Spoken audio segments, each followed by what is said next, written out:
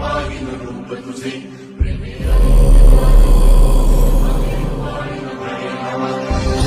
माता च पिता त्वमेव त्वमेव बन्धुश्च सखा त्वमेव त्वमेव विद्या त्वमेव त्वमेव सर्वं त्वमेव देव कायेन वाचा